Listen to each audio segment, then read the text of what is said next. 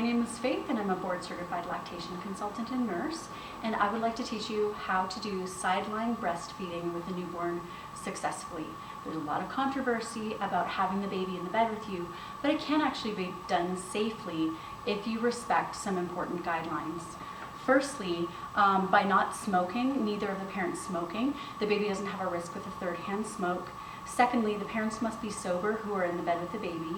Also, the baby shouldn't be in the bed unless a nursing mother is in the bed with the baby. Formula-fed babies should not bed share with parents because it's not as safe. And also the baby should be healthy and full-term. Preterm babies wouldn't be good candidates to be bed sharing with parents. Lastly, baby should be on the back, not swaddled and not too hot, without covers over their face or head. And no pillows under the baby's head. The baby must be on an actual flat mattress rather than a sofa bed or a recliner. Those are considered the most dangerous sleep surfaces for babies. In addition, no pets should share the bed with the baby in case they're territorial.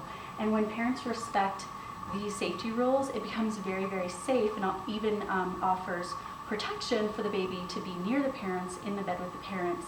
And breastfeeding certainly offers a lot of protection. Most mothers can't get any sleep unless they do lay on their side to nurse. So this is a great way for mom and baby to get some rest. So what mom needs to get this done is she's gonna need 3 pillows and usually 2 receiving blankets.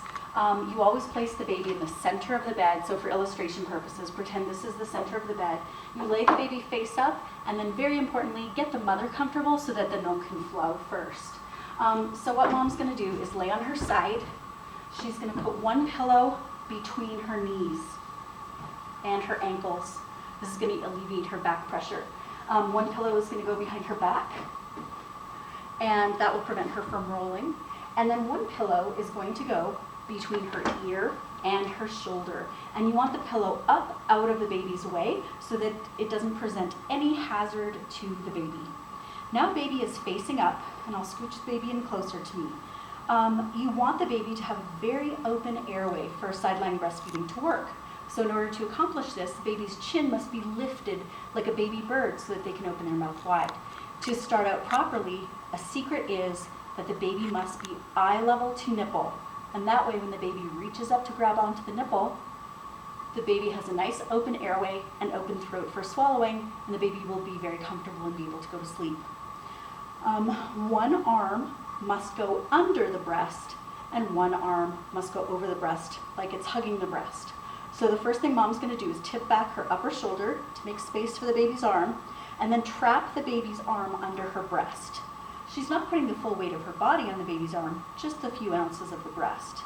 Then, once the baby's arm is in position under the breast, in a hugging position, mom's gonna roll the baby toward her. What you want to do is make sure the baby starts out eye level to nipple. What's going to happen is the baby's going to start to root around, and when the baby finally reaches up and grabs on, the baby will be looking up at mom with a nice open airway.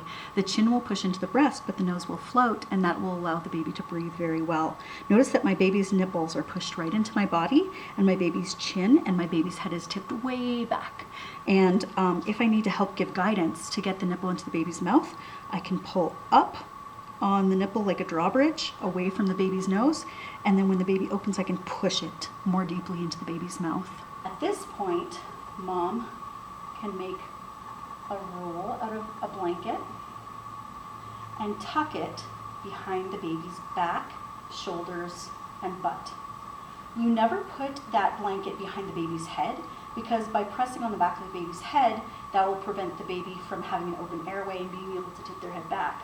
So in this case, when baby goes to grab onto the breast, the baby will tip their head back like this and be able to stay locked in place with this blanket here. And because I have a blanket behind my back, I'm not going to go anywhere either and not risk hurting the baby.